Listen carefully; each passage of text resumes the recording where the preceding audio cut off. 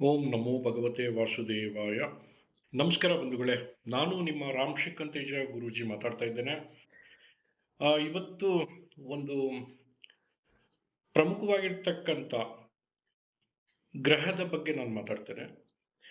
ಸಾಮಾನ್ಯವಾಗಿ ಬಂಧುಗಳೇ, ಆ, ಉನ್ನತ ಶಿಕ್ಷಣ ಗಳಿಸ್ಕೋಬೇಕಾದ್ರೆ ವ್ಯಾಪಾರ ವ್ಯವಹಾರಗಳಲ್ಲಿ ದೊಡ್ಡ ಮಟ್ಟದಲ್ಲಿ ಸಾಧನೆ ಮಾಡಲಿಕ್ಕೆ, ಹಾಗೆ ಜ್ಯೋತಿಷ ಶಾಸ್ತ್ರ ಅಂತಕ್ಕಂಥ ಮಹತ್ತರವಾಗಿರ್ತಕ್ಕಂಥ ಶಾಸ್ತ್ರಗಳ ಬಗ್ಗೆ ಅಧ್ಯಯನ ಮಾಡಿ ಅದನ್ನು ಸಿದ್ಧಿಸ್ಕೊಂಡು ಜ್ಞಾನಿಗಳಾಗಲಿಕ್ಕೆ, ಹಾಗೆ ಉತ್ತಮ ಬುದ್ಧಿವಂತರಾಗಿ ದೊಡ್ಡ ಮಟ್ಟದ ಅಧಿಕಾರಿಗಳಾಗಲಿಕ್ಕೆ ಯಾವ ಒಂದು ಪ್ರಮುಖ ಗ್ರಹ ಕಾರಣ ಅಂದರೆ ಅದು ಬುಧ ಗ್ರಹ ಆಗಿರುತ್ತೆ. ಸಾಮಾನ್ಯವಾಗಿ ಯಾರು ಸಾಧಕರಿರ್ತಾರೆ ಆ ಸಾಧಕರ ಲಗ್ನ ಕುಂಡಲಿಯನ್ನು ನಾವು ಪರಿಶೀಲನೆ ಮಾಡಿದಾಗ ಆ ಬುಧ ಗ್ರಹರು ಪ್ರಮುಖ ಪಾತ್ರವನ್ನು ವಹಿಸ್ತಿರ್ತಕ್ಕಂಥದ್ದನ್ನು ನಾವು ಸೂಕ್ಷ್ಮವಾಗಿ ನಾವು ವಿಶ್ಲೇಷಣೆ ಮಾಡೋ ಸಂದರ್ಭದಲ್ಲಿ ಅದನ್ನು ನೋಡಬೇಕಾಗಿರ್ತಕ್ಕಂಥ ಸಂದರ್ಭದಲ್ಲಿ ನಮಗೆ ಗೊತ್ತಾಗುತ್ತೆ. ಯಾಕೆಂದರೆ ಒಂದು ಜನ್ಮ ಲಗ್ನ ಕುಂಡಲಿಯಲ್ಲಿ ಮೂಲ ತ್ರಿಕೋನ ಸ್ಥಾನ ಏನಿದೆ, 4 ಕೇಂದ್ರ ಸ್ಥಾನಗಳು ಏನಿದೆ, ಆ ಕೇಂದ್ರ ಸ್ಥಾನಗಳಲ್ಲಿ ಪ್ರಮುಖವಾಗಿ ಬುಧ ಗ್ರಹರು ಆಕ್ಟಿವೇಶನ್ ಆದಾಗ ಯಾವ ಒಂದು ಮನೆಯಲ್ಲಿ ಆಕ್ಟಿವೇಶನ್ ಆಗಿದ್ದಾರೆ ಅದರ ಅನುಸಾರವಾಗಿ ಫಲಿತಾಂಶವನ್ನು ಕೊಡ್ತಾರೆ. ಉದಾಹರಣೆಗೆ, ದಶಮದಲ್ಲಿ ಬುಧ ಗ್ರಹರು ಸ್ಥಿತರಾಗಿ ಅದೇನಾದರೂ ಉಚ್ಛ್ರಾಯ ಸ್ಥಿತಿಯಲ್ಲಿ ಉಚ್ಚ ಮನೆಯಾಗಿದ್ದು, ಉದಾಹರಣೆಗೆ ಬುಧ ಗ್ರಹರು ಎಲ್ಲಿ ಉಚ್ಚರಾಗ್ತಾರೆ ಅಂದರೆ ಕನ್ಯಾ ರಾಶಿನಲ್ಲಿ ಉಚ್ಚರಾಗ್ತಾರೆ. ಯಾವುದೇ ಒಬ್ಬ ಜನ್ಮ ಲಗ್ನ ಸಂಜಾತನಿಗೆ 10ನೇ ಮನೆ ಅಂತಕ್ಕಂಥದ್ದು ಪ್ರಮುಖವಾಗಿ ಒಂದು ಕೇಂದ್ರ ಸ್ಥಾನ.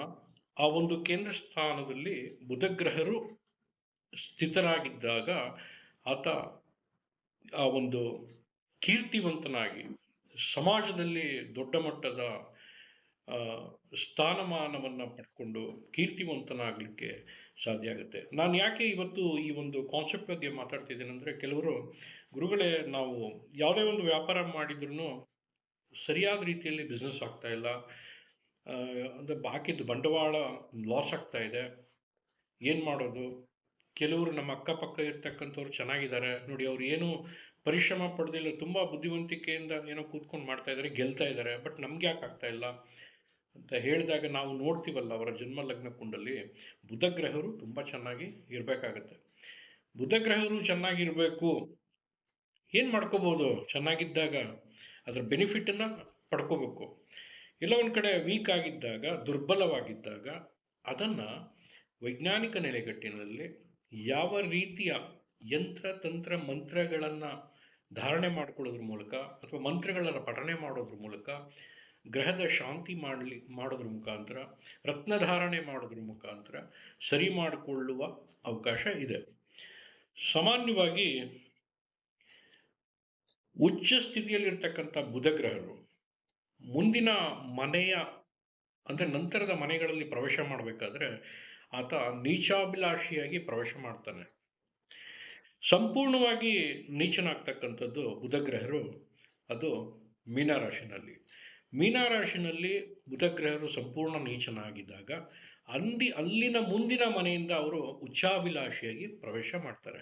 ಸಾಮಾನ್ಯವಾಗಿ ಮೀನರಾಶಿಯಿಂದ ಸಂಚಾರ ಮಾಡ್ತಕ್ಕಂಥದ್ದು ಏನಿದೆ ಕ್ಲಾಕ್ವೈಸಲ್ಲಿ, ಅಲ್ಲಿಂದ ಉಚ್ಚಾಭಿಲಾಷಿಯಾಗಿ ಬರ್ತಾರೆ. ಉಚ್ಚಾಭಿಲಾಷಿಯಾಗಿ ಪರಿಪೂರ್ಣವಾಗಿ ಕನ್ಯಾ ರಾಶಿನಲ್ಲಿ ಉಚ್ಚರಾಗ್ತಾರೆ.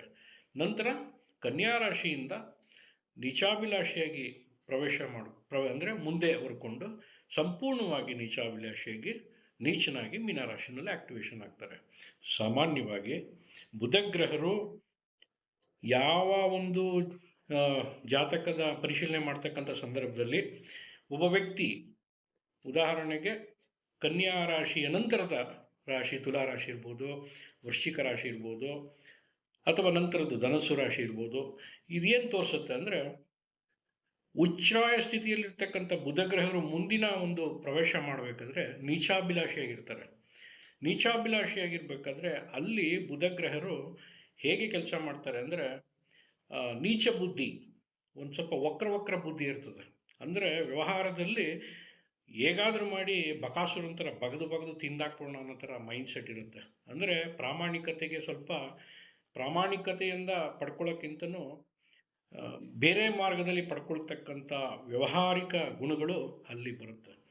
ಅದೇ ಮೀನರಾಶಿಯಿಂದ ಮುಂದಿನ ಅಂದರೆ ಮೀನರಾಶಿಯಿಂದ ಮೇಷರಾಶಿ ಕಡೆಯಿಂದ ಪ್ರಯಾಣ ಮಾಡ್ತಕ್ಕಂಥ ಸಂದರ್ಭದಲ್ಲಿ ಅಲ್ಲಿ ಪ್ರಾಮಾಣಿಕತೆಗೆ ಆ ವ್ಯಕ್ತಿತ್ವವನ್ನು ತೋರಿಸುತ್ತೆ. ಅಂದರೆ ಅವರ ಮಾಡ್ತಕ್ಕಂಥ ಕೆಲಸ ಕಾರ್ಯದಲ್ಲಿ ಬಿಸ್ನೆಸ್ಸಲ್ಲಿ ಒಂದು ಪ್ರಾಮಾಣಿಕತೆ ಕಾಣಿಸುತ್ತೆ.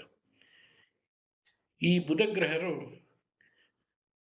ಎಷ್ಟೊಂದು ಪ್ರಮುಖವಾದ ನಿರ್ಧಾರಗಳನ್ನು ಅಂದರೆ ವ್ಯವಹಾರದಲ್ಲಿರ್ಬೋದು, ಕೆಲಸ ಕಾರ್ಯಗಳಲ್ಲಿರ್ಬೋದು, ಉತ್ತಮ ಒಂದು ಶ್ರೇಣಿಗೆ ಹೋಗಬೇಕು ಅಂದರೆ ಆ ಗ್ರಹರ ಸಹಕಾರ ಬೇಕೇ ಬೇಕು ಬಂಧುಗಳೇ.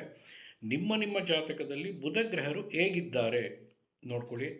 ಆಕಸ್ಮಿಕವಾಗಿ ಬುಧಗ್ರಹರ ಜೊತೆ ರವಿಗ್ರಹರ ಸಂಗಮ ಆಗಿದ್ದರೆ ಅದು ವಿಪರೀತವಾಗಿರ್ತಕ್ಕಂಥ ಬುಧಾದಿತ್ಯ ಯೋಗವನ್ನು ತಂದುಕೊಡುತ್ತೆ. ಅದು ಯಾವ ಒಂದು ಸ್ಥಾನದಲ್ಲಿ ಆಕ್ಟಿವೇಶನ್ ಆಗಿದೆ ಅಂತಕ್ಕಂಥದ್ದು ಬಹಳಷ್ಟು ಇಂಪಾರ್ಟೆಂಟ್. ಜೊತೆಗೆ ಬುಧರ ಜೊತೆಯಲ್ಲಿ ಶುಕ್ರರು ಕೂಡ ಸಂಗಮ ಆದಾಗ ಅದು ಮತ್ತಷ್ಟು ಯೋಗವನ್ನು ತಂದುಕೊಡ್ತಕ್ಕಂಥದ್ದಿರುತ್ತೆ. ನಿಮ್ಮ ಜಾತಕದಲ್ಲಿ ಆ ಥರದ್ದೇನಾದರೂ ಯೋಗ ಉಂಟಾ ನೋಡ್ಕೊಳ್ಳಿ. ನೇರವಾಗಿ ಬಂದು ನಮ್ಮನ್ನು ಭೇಟಿ ಮಾಡಿದರೆ ನಿಮಗೆ ಸಂಪೂರ್ಣವಾಗಿ ವಿಮರ್ಶೆ ಮಾಡಲಿಕ್ಕೆ ಅವಕಾಶ ಇದೆ. ಜೊತೆಗೆ ತರಗತಿಗಳನ್ನ ಕೂಡ ಮಾಡ್ತೇವೆ. ನಮ್ಮ ಶಾರದಾ ಜ್ಞಾನಪೀಠ ವತಿಯಿಂದ ಕಲಿಕೆ, ಜ್ಯೋತಿಷ್ಯಶಾಸ್ತ್ರ ಕಲಿಕೆ ಇರ್ಬೋದು, ಸಂಖ್ಯಾಶಾಸ್ತ್ರ ಕಲಿಕೆ ಇರ್ಬೋದು, ಹಾಗೂ ವಾಸ್ತು ಜಮಾಲಜಿಗೆ ಸಂಬಂಧಪಟ್ಟಿದ್ದು ಅಂದರೆ ರತ್ನಶಾಸ್ತ್ರಗಳಿಗೆ ಸಂಬಂಧಪಟ್ಟಿದ್ದು ಪಾಠ ಪ್ರವಚನವನ್ನು ಮಾಡ್ತೇವೆ. ಜೊತೆಗೆ ಜಾತಕ ವಿಮರ್ಶೆಯನ್ನು ಕೂಡ ಮಾಡ್ತೇವೆ. ನ್ಯೂಮರಾಲಜಿ ಪ್ರಕಾರ ವಾಹನಗಳ ಸಂಖ್ಯೆಗಳನ್ನ ಕೊಡ್ತೇವೆ, ಮೊಬೈಲ್ ನಂಬರ್ಸ್ಗಳನ್ನ ಕೊಡ್ತೇವೆ, ಮತ್ತು ಬ್ಯಾಂಕ್ ಅಕೌಂಟ್ ನಂಬರ್ಸ್ಗಳನ್ನ ಕೊಡ್ತೇವೆ. ಪ್ರತಿಯೊಂದು ಶಾಸ್ತ್ರಬದ್ಧವಾಗಿ ನಮ್ಮ ಸಂಸ್ಥೆ ವತಿಯಿಂದ ಈ ಥರ ಸೇವೆಗಳನ್ನ ನೀಡ್ತಾ ಇದ್ದೀವಿ ಬಂಧುಗಳೇ. ಸೊ ಬುಧಗ್ರಹರ ಬಗ್ಗೆ ತಿಳ್ಕೊಂಡ್ರಿ. ಬುಧಗ್ರಹರು ಜಾತಕದಲ್ಲಿ ಪರ್ಫೆಕ್ಟಾಗಿ ಪ್ರಖರವಾಗಿದ್ದಾಗ ವ್ಯಕ್ತಿ ಬಹಳಷ್ಟು ಸಾಧಕನಾಗಲಿಕ್ಕೆ ಸಾಧ್ಯ ಆಗ್ತದೆ. ಒಬ್ಬ ಎಕ್ಸ್ಪರ್ಟ್ ಜ್ಯೋತಿಷ್ಯ ಅಸ್ಟ್ರಾಲಜರ್ ಆಗಬೇಕಾದ್ರೂ ಕೂಡ ಬುಧಗ್ರಹರು ವೈಬ್ರೇಷನ್ ತುಂಬ ಪವರ್ಫುಲ್ ಆಗಿರಬೇಕು. ಬಿಸ್ನೆಸ್ ಮ್ಯಾಗ್ನೆಟ್ ಆಗಬೇಕಾದ್ರೂ ಕೂಡ ಬುಧಗ್ರಹರು ಪರ್ಫೆಕ್ಟ್ ಆಗಿರಬೇಕು. ದೊಡ್ಡ ಮಟ್ಟದ ಅಡ್ಮಿನಿಸ್ಟ್ರೇಷನ್ ಲೆವೆಲ್ಲೇ ಆಡಳಿತ ಮಾಡಲಿಕ್ಕೆ ಕೂತ್ಕೊಳ್ಳೋಕ್ಕಂಥವ್ರು ಕೂಡ ಬುಧಗ್ರಹರು ಚೆನ್ನಾಗಿರಬೇಕು. ಇವತ್ತಿನ ಕಾನ್ಸೆಪ್ಟ್ ಬುಧನ ಬಗ್ಗೆ ಮಾತಾಡಿದ್ದೇವೆ.